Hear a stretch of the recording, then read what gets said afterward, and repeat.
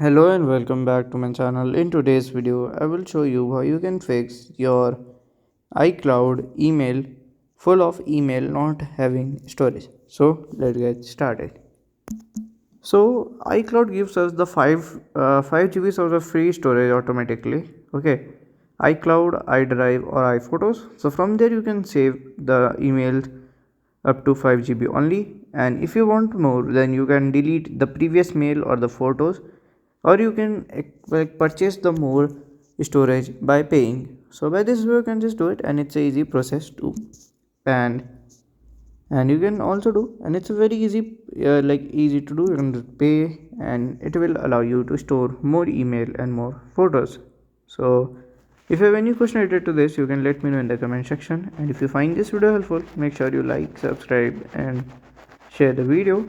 Thank you for watching.